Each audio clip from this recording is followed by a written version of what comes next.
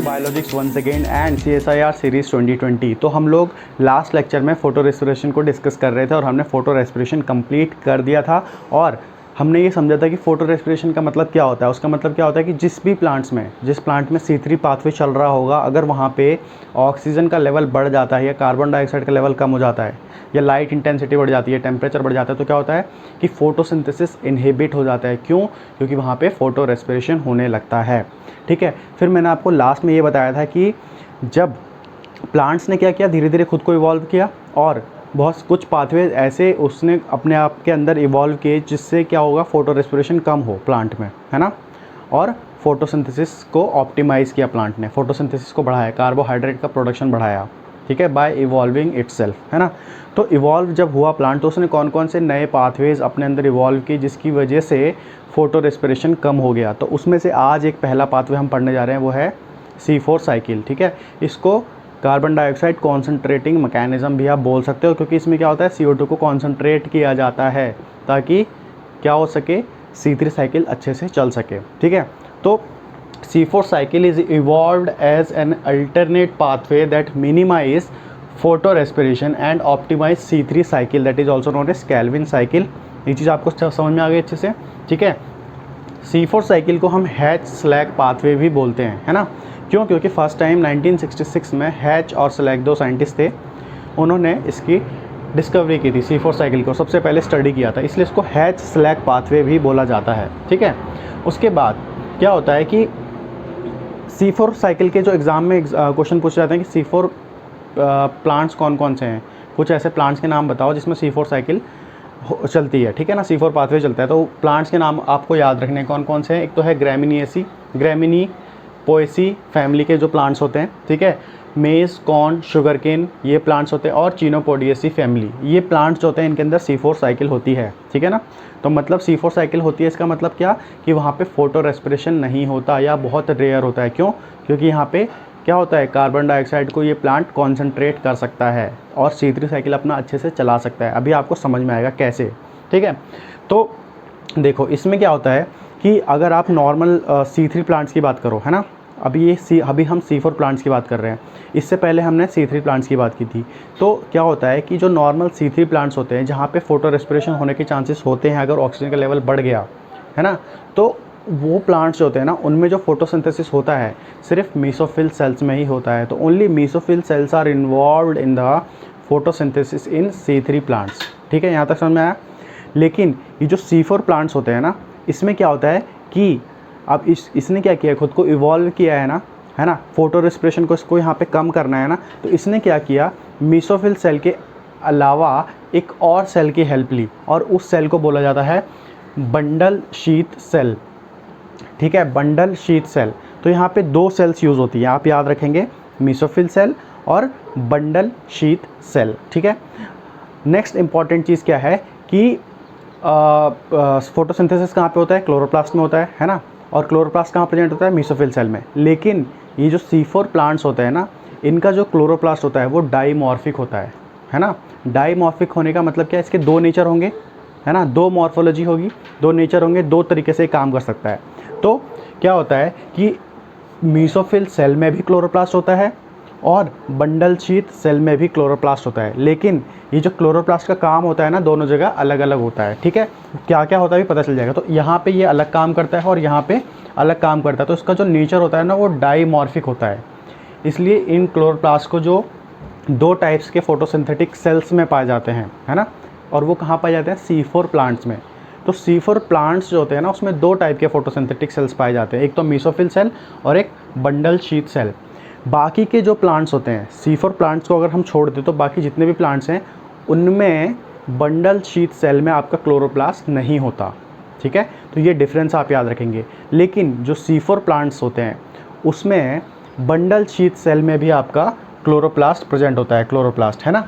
तो इसलिए C4 plants में डाइमॉर्फिक क्लोरोप्लास्ट होते हैं, है ना, मतलब दो तरीके के क्लोरोप्लास्ट होते हैं, एक प्रेजेंट होता है मेसोफिल सेल में और एक प्रेजेंट होते हैं आपके किसमें, बंडल शीथ सेल में। ठीक है, डाइमॉर्फिक प्लांट्स और dimorphic chloroplast present in different type of photosynthetic cells, है ना, ये भी समझ में आ गई।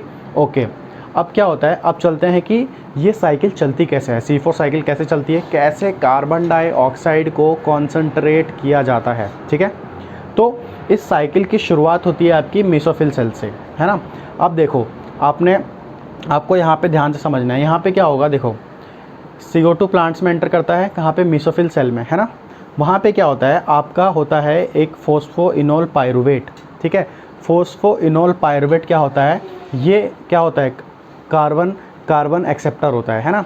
ये कार्बोक्जिलेज होता है, कार्बोक्जिलेशन होता है किसका, सबसे पहले कार्बोक्जिलेशन किसका होता है, फोस्फोइनोल पायरुवेट का। ठीक है, तो याद रखेंगे आप, ये होता है CO2 acceptor, phosphoenol pyruvate is your CO2 acceptor, इसको ध्यान रखेंगे। ठीक है, अब देखो यहाँ पे CO2 को कैसे एक्सेप्ट करता है, स्टेप बाय स्टेप समझना है। ठीक है, CO2 जैसे ही प्लांट्स के मेसोफिल सेल में एंटर करता है, इसका क्या होता है, CO2 से कन्वर्जन हो जाता है आपका HCO3 नेगेटिव में, मतलब बाइकार्बोनेट आयंस में इसका कन्वर्जन हो जाता है। और यहाँ पे जो एंजाइम CO2 को कन्वर्ट करता है बाइकार्बोनेट आयन में, वो होता है कार्बोनिक एनहाइड्रेज। तो याद रखेंगे। ठीक है, बाइकार्बोनेट आयन में कन्वर्ट होने के बाद यहाँ से ये एंटर कर जाता है कहाँ, ये किसके साथ आ जाता है, फोस्फोइनोल पायरुवेट के साथ, और फोस्फोइनोल पायरुवेट कन्वर्ट हो जाता है आपका ऑक्जेलो एसीटेट में। ठीक है, ऑक्जेलो एसीटेट में, और एंजाइम कौन सा होता है, PEP कार्बोक्जिलेज, मतलब फोस्फोइनोल पायरुवेट कार्बोक्जिलेज। तो ये है आपका first step, this is your first step, that is known as carboxylation. पहला स्टेप क्या है, कार्बोक्जिलेशन। यहाँ पे क्या हो रहा है, एडिशन ऑफ कार्बन डाइऑक्साइड से कार्बन लिया जा रहा है और ऐड किस में हो रहा है, फोस्फोइनोल पायरुवेट में। तो ये जो स्टेप है वो क्या है, कार्बोक्जिलेशन, है ना। तो यहाँ पे क्या कन्वर्ट हो रहा है, फोस्फोइनोल पायरुवेट से बन रहा है आपका ऑक्जेलो एसीटेट, दैट इज OAA। ठीक है, उसके बाद क्या होता है, ये OAA आपका एंटर करता है क्लोरोप्लास्ट में, जो कि मेसोफिल सेल में प्रेजेंट है। ठीक है, क्लोरोप्लास्ट में एंटर करने के बाद क्या होता है, OAA याद रखना, ये जो है इसमें आपके 4 कार्बन होते हैं। ठीक है, तो ये जो होता है वो आपका होता है C4 एसिड। ठीक है, C4 एसिड, क्योंकि इसमें 4 कार्बन है, तो 4 कार्बन कंपाउंड है, ऑक्जेलो एसीटेट। ठीक है, ऑक्जेलो एसीटेट से क्या बनता है, मैलेट बनता है। ठीक है, मैलेट बनता है, और मैलेट भी आपका C4 एसिड है। ठीक है ना, तो ये सब किसके अंदर हो रहा है, क्लोरोप्लास्ट के अंदर ही हो रहा है। तो OAA से मैलेट बना, उसके बाद ध्यान रखना है, मैलेट आपका एंटर करता है किसमें, बंडल शीथ सेल में। ठीक है, तो जो C4 प्लांट्स होते हैं ना, उसमें आपका मेसोफिल सेल और बंडल शीथ सेल आपस में कनेक्टेड होते हैं with the help of plasmodesmata, और ऐसा सिर्फ C4 प्लांट्स में ही होता है। ठीक है, जहाँ पे मेसोफिल सेल और बंडल सेल शीथ सेल आपस में कनेक्टेड होते हैं, तो इनके बीच में काफ़ी सारे प्लाज्मोडेस्माटा प्रेजेंट होते हैं। ठीक है, तो प्लाज्मोडेस्माटा के थ्रू ही मैलेट क्लोरोप्लास्ट ऑफ मेसोफिल से एंटर कर जाता है chloroplast of bundle sheath cell में। ठीक है, यहाँ तक समझ में आया। ओके, अब क्या होता है, देखो क्या होता है कि मैलेट यहाँ पे आ गया, लेकिन यहाँ पे एक इम्पॉर्टेंट पॉइंट और है जो कि आपको याद रखना है। क्या होता है कि अब देखो, मैलेट जब यहाँ पे आता है तो मैलेट से आपका बनता है पायरुवेट। ठीक है, मैलेट से क्या बनता है, पायरुवेट। ठीक है, और कभी कभी एग्ज़ाम में क्वेश्चन ये पूछा जाता है कि आपका ऑक्जेलो एसिटिक एसिड ही क्यों इसमें एंटर नहीं कर जाता, क्योंकि ये भी C4 एसिड है और ये भी C4 एसिड है ना। ओके, तो क्या होता है ना कि इसके बीच में ना, यहाँ पे मैलेट से जब पायरुवेट बनता है तो पहले मैलेट दोबारा ऑक्जेलो एसिटेट में कन्वर्ट होता है आपका। ठीक है, यहाँ पे दोबारा ये ऑक्जेलो एसिटेट में कन्वर्ट होता है। ठीक है, उसके बाद ये पायरुवेट में कन्वर्ट होता है। तो क्वेश्चन कभी कभी एग्जाम में ये आता है कि ऑक्जेलो एसिटेट को दोबारा यहाँ पे आके मैलेट से वापस कन्वर्ट होना ही था, तो ये क्यों सीधा ऑक्जेलो एसिटेट ही बंडल सेल में क्यों ट्रांसपोर्ट नहीं हुआ।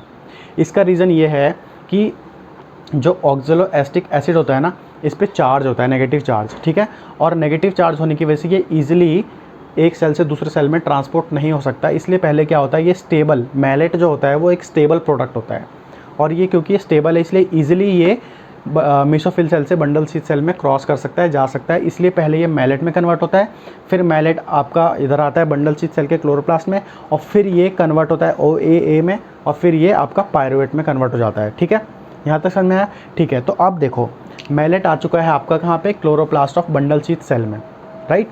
तो क्या होता है, अब मैलेट से आपका कन्वर्जन होता है पायरुवेट में। ठीक है, बीच में ये एक इंटरमीडिएट होता है ऑक्जेलो एसिटेट। तो पायरुवेट में जब कन्वर्ट होता है तो यहाँ पे एक एंजाइम होता है, वो होता है NADP पॉजिटिव मैलिक एंजाइम।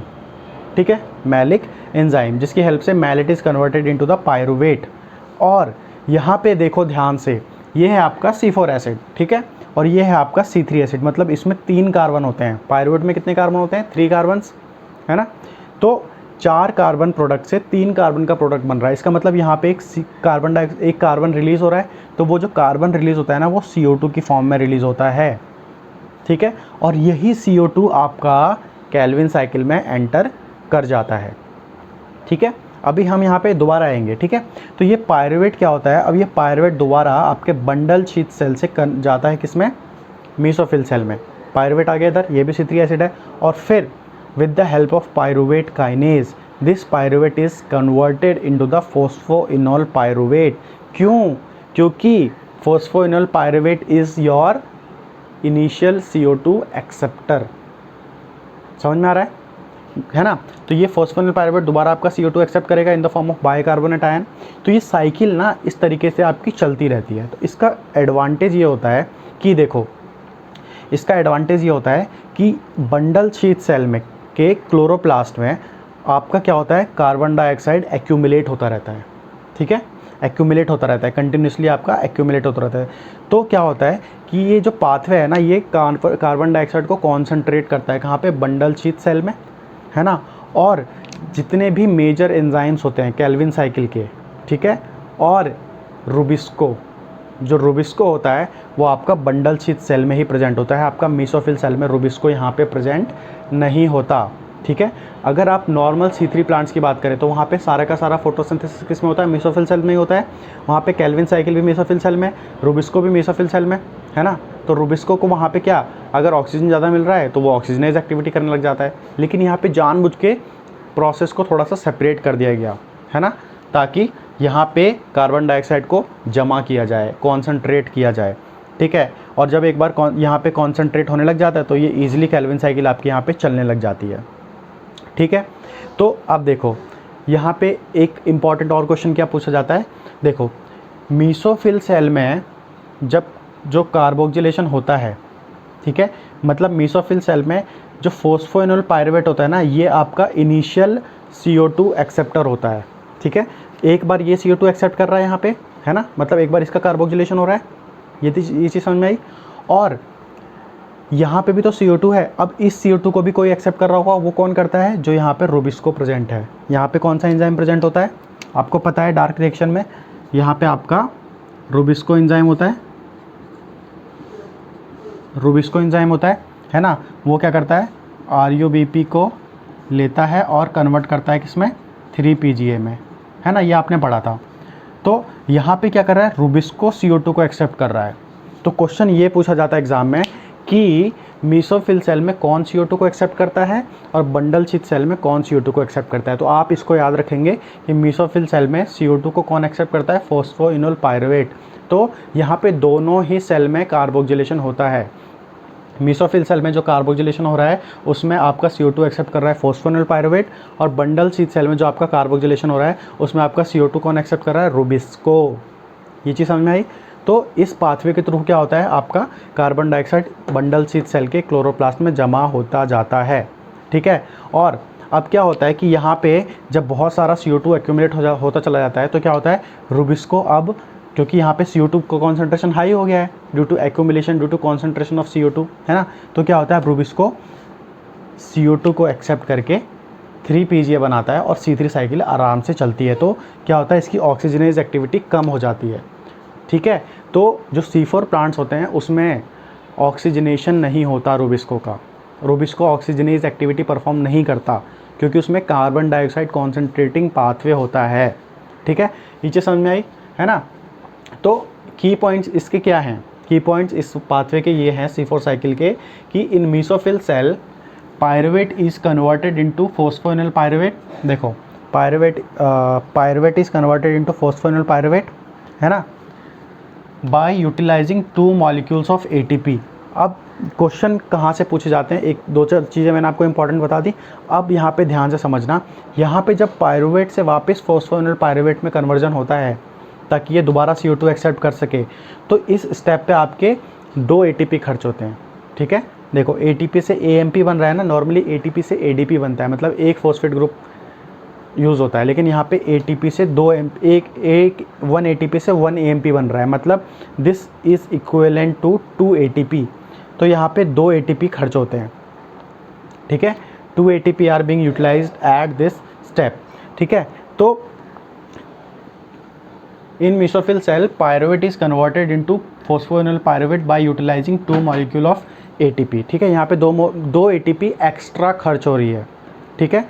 और अगर आप C3 साइकिल को याद करने की कोशिश करें तो वहाँ पे एक कार्बन डाइऑक्साइड को फिक्स करने में 3 ATP यूज़ हो रही थी और 2 NADPH यूज़ हो रहा था, ठीक है। डिफरेंस समझना दोनों के बीच में। लेकिन यहाँ पे क्या होता है कि इसको थोड़ा सा एक्स्ट्रा काम करना पड़ रहा है C4 साइकिल को, है ना। क्या एक्स्ट्रा काम क्या करना पड़ रहा है? कार्बन डाइऑक्साइड को कॉन्सनट्रेट भी करना पड़ रहा है ना। मतलब C3 साइकिल तो यहाँ पे चल रही है, लेकिन CO2 को यहाँ से लेके आया जा रहा है यहाँ तक, और यहाँ से यहाँ तक लाने में जो इसको 2 ATP एक्स्ट्रा लग रही है, वो इस वाले स्टेप पे। तो 2 ATP एक्स्ट्रा खर्च होती है C4 साइकिल में to concentrate the carbon dioxide. नीचे समझ में आई? तो C4 cycle is therefore also known as ATP driven CO2 enrichment cycle, है ना। CO2 का क्या हो रहा है यहाँ पे? एनरिचमेंट हो रहा है, CO2 एनरिचमेंट साइकिल। अब देखो, मैंने आपको समझाया to concentrate 1 carbon dioxide molecule 2 extra ATPs are required, है ना। C3 साइकिल में एक कार्बन डाइऑक्साइड को फिक्स करने के लिए 3 ATP चाहिए थे। यहाँ पे भी फिक्स करने के लिए, यहाँ पे भी C3 साइकिल तो हो रही है, इसमें भी आपको एक कार्बन डाइऑक्साइड को फिक्स करने के लिए 3 ATP चाहिए, लेकिन इसके अलावा आपको यहाँ पे भी 2 ATP चाहिए, ठीक है ना। समझ रहे हो? तो therefore the total cost for the fixation of 1 CO2 is 5 ATP। यहाँ पे एक कार्बन डाइऑक्साइड को फिक्स करने के लिए कितने ATP चाहिए? 5 ATP चाहिए। और C3 साइकिल में कितने चाहिए थे? 3 ATP चाहिए थे। समझ रहे हो? यहाँ पे 2 ATP एक्स्ट्रा लग रही है, क्यों? To concentrate carbon dioxide. अब यहाँ पे अलग अलग टाइप के क्वेश्चन पूछे जा सकते हैं। या तो सिर्फ ये पूछा जा सकता है कि एक कार्बन डाइऑक्साइड को कॉन्सनट्रेट करने में कितनी ATP लगती है? 2 लगती है। अच्छा, एक कार्बन को फिक्स करने में कितनी लगती है? तो 5 लगती है, 2 कॉन्सनट्रेट करने में और 2 C3 साइकिल में। तो कंसेप्ट क्लियर रखना, आप हर टाइप के क्वेश्चन सॉल्व कर सकते हो, ठीक है। तो मैंने बता दिया 2 ATP यूज़ हो रहे हैं to concentrate 1 CO2 molecule, and that is in mesophyll cell, है ना। मेसोफिल सेल में आपके 2 ATP यूज़ हो रहे हैं कंसनट्रेट करने के लिए, और 3 ATP यूज़ हो रहे हैं आपके to fix 1 carbon dioxide in bundle sheath cell during dark reaction. यहाँ पे आपके इस वाले में 3 ATP यूज़ होते हैं। C3 साइकिल एक बार देख के पढ़ लेना, समझ में आ जाएगा। तो आपके 3 और 2 5, टोटल 5 ATP आपके यूटिलाइज हो रहे हैं किसमें? C4 साइकिल में, एक कार्बन डाइऑक्साइड को फिक्स करने के लिए, ठीक है।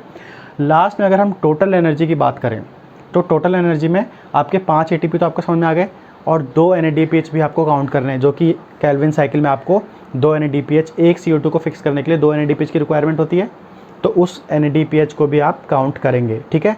समझ में आ रहा है? यहाँ पे भी NADPH आपका यूज़ हो रहा है, NADPH, लेकिन एक यूज़ हो रहा है और एक रिलीज़ हो रहा है, तो ये क्रॉस हो जाएगा, कैंसिल हो जाएगा, बैलेंस हो जाएगा, तो उसको काउंट नहीं करेंगे, ठीक है। तो अब आपको क्या समझ में आ गया है कि C4 साइकिल में भी C3 साइकिल चलती है, ठीक है ना। और यहाँ पे 2 ATP एक्स्ट्रा लगते हैं जो कि यूज़ होते हैं कार्बन डाइऑक्साइड को कॉन्सनट्रेट करने में, ठीक है। तो C3 साइकिल में आपके 3 ATP और 2 NADPH खर्च हो रहे थे एक कार्बन डाइऑक्साइड को फिक्स करने में, और C4 साइकिल में आपके 5 ATP, 5 ATP और 2 NADPH खर्च हो रहे हैं एक कार्बन डाइऑक्साइड को फिक्स करने के लिए, ठीक है। तो अब आपको समझ में आ गया, है ना। अब क्वेश्चन आपसे एग्ज़ाम में किसी भी टाइप के पूछे जा सकते हैं, है ना, कि C3 प्लांट में अगर आपका एक ग्लूकोज बनना है तो कितने ATP खर्च होंगे? बताइए। C3 प्लांट में अगर एक ग्लूकोज बनना है तो कितने ATP खर्च होंगे? सिंपल है, ग्लूकोज में कितने कार्बन होते हैं? 6।